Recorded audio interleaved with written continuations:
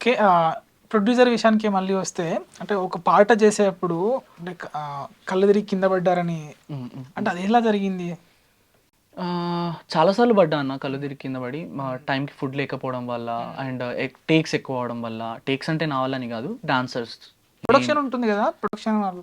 అన్న బేసిక్‌గా సాంగ్స్‌కి అనేది ప్రొడక్షన్ అనే పేరు పెట్టలేమన్న. ఎందుకంటే ప్రొడక్షన్ అనేది ఎట్లుంటదంటే మహా అయితే వాటర్ బాటిల్స్ ఇస్తారు.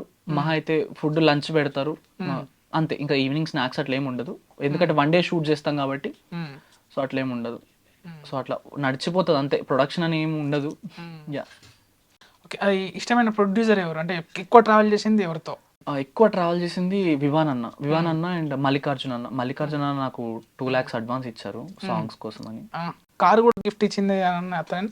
ఇది అందరికీ చాలా రాంగ్‌గా కన్వే అవుతుందన్న. అయితే అన్న నాకు అమౌంట్ ఇవ్వడం నిజమే. 2.5 lakhs నాకు చేతికిచ్చారు. అడ్వాన్స్ ఇచ్చారు నాకు. 20 సాంగ్స్ నువ్వు నా ఛానల్‌లో చేయాలి కార్తీక్ అని చెప్పి నాకు అడ్వాన్స్ ఇచ్చారు. ఓకే. ఆ అడ్వాన్స్‌ని గిఫ్ట్‌గా ఇచ్చారు. 20 సాంగ్స్ నువ్వు నాలో ఛానల్‌లో చేయాలి కార్తీక్, దానికి అమౌంట్ నేను ముందే ఇస్తున్నా అని చెప్పేసి నాకు 2.5 lakhs చేతికి ఇవ్వడం జరిగింది. సో ఇప్పటికీ చేస్తున్నా. అదే ఛానల్‌లో రావే రావే సిలకమ్మ, రావే రావే సిలకమ్మ, రంది పెట్టుకున్నా నీ బావని చూడమ్మా అనే సాంగ్ చేసాము. ఆ సాంగ్స్ అరౌండ్ 3.5 lakhs దాకా బడ్జెట్ పెట్టి చేశాడు అన్న. సో ఈ సెకండ్కి ఫుల్ సాంగ్ రిలీజ్ అవుతుంది. సో అన్నది అట్లా. సో అది క్లారిటీ ఇస్తున్నా అందరికి. ఓకే. మళ్ళీ ఇప్పుడు ఫీమేల్ లీడ్‌కి, మేల్ లీడ్‌కి అంటే ఎట్లుంటది ట్రీట్‌మెంటు? అంటే జనరల్ ముందుగా ఎవరితో ఎక్కువ చేశారు మీరు? నేను జానక్కతో అండ్ లాస్య స్మైలీతో, కామారెడ్డి లాస్యతో ఎక్కువ చేశా. వీళ్ళ ముగ్గురితో ఎక్కువ సాంగ్స్ ఉన్నాయి నావి. లాస్య స్మైలీ మీ కాంబినేషన్‌లో ఎలా ఉంటది? అంటే నేను విన్నది ఏందంటే షూటింగ్‌లో రిజర్వ్‌గా ఉంటారు మీరు. అంటే ఎవరితో ఏం మాట్లాడాడు అనేసి విన్నా. అంటే నాతో మాట్లాడినప్పుడు ఇంటరాక్షన్ అయినప్పుడు అట్లా అనిపియలే. మరేంది లేదన్న, షూట్లో నేను నిజంగా చాలా క్వైట్‌గా ఉంటా. అసలు చాలా రిజర్వ్డ్‌గా ఉంటా. ఎక్కువ మాట్లాడను. ఎక్కువ అంత ఇంటరాక్ట్ గాను. వాళ్ళు ఏం మాట్లాడుతున్నా దాని మధ్యలోకి వెళ్ళి మాట్లాడను. మేబీ అలా కూడా ఉండొద్దేమో. నేను I should change this behaviour. But still అందరితో కలవాలి, మాట్లాడాలి. బట్ కంఫర్ట్గా ఉన్న వాళ్ళతో జనరల్గా మాట్లాడుతూ ఉంటా అన్న. బట్ ఎక్కువ మాట్లాడను. అంటే ఎట్లుంటది రెమ్యూనరేషన్ ఎట్లుంటది? వాళ్ళకి ఎట్లా ఉంటది? మీకు ఎలా ఉంటది రెమ్యూనరేషన్? అంతే అన్న, అందరికి ఈక్వలే. ఒక నాగదుర్గ అక్క అండ్ జాన్లిరి అక్క వీళ్ళిద్దరికి కొంచెం ఎక్కువ ఇస్తారు. అంటే వాళ్ళకి ఎక్కువ పేమెంట్స్ ఇస్తారు. ఇంకా మిగతా అందరికి సేమే 20, 25, 20, 25 అంతే. అంటే నేను విన్నది ఏంటంటే ఫీమేల్ లీడ్‌కి ఎక్కువ ఇంపార్టెన్స్ ఇస్తా ఉంటారు. అంటే నాట్ ఓన్లీ ట్రీట్మెంట్ విషయంలో గానీ అంటే ఎందుకు అట్లా అనిపించింది మీకు?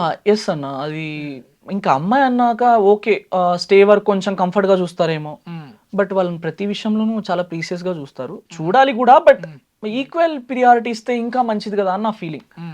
వై నాట్ అబ్బాయి? ఎందుకు? నేను కూడా మనిషినే కదా.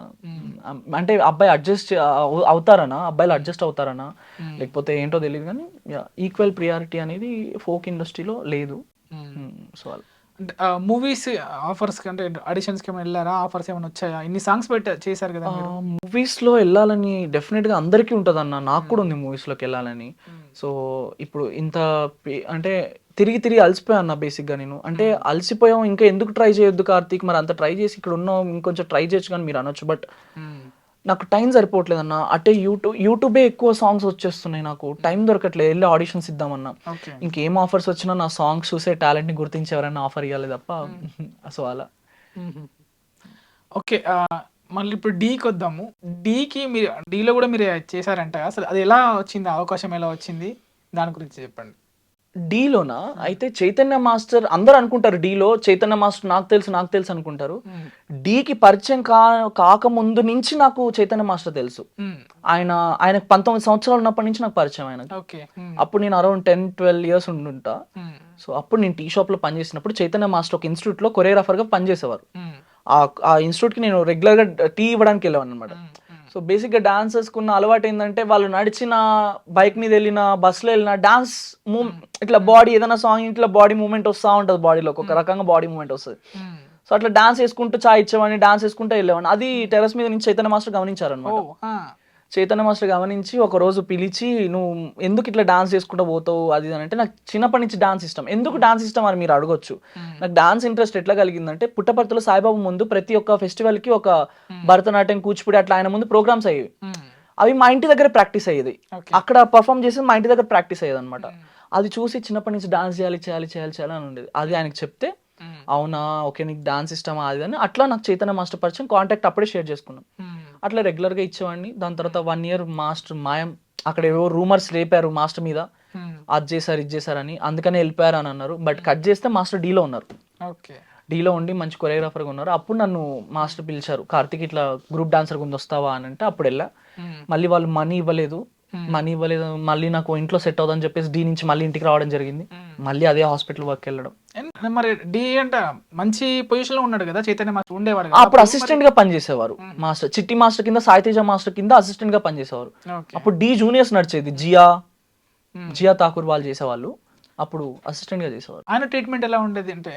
ఆయన అయితే అందరితో బాగుంటారు, సేమ్ అందరు కొత్త వాళ్ళని తీసుకురావాలి, కొత్త వాళ్ళని ఇండస్ట్రీకి పరిచయం చేయాలి అన్నట్టు ఆయన ఎప్పుడు అలానే ఉండేవాడు. అండ్ మా అందరితోనూ అలానే ఉండేవాడు.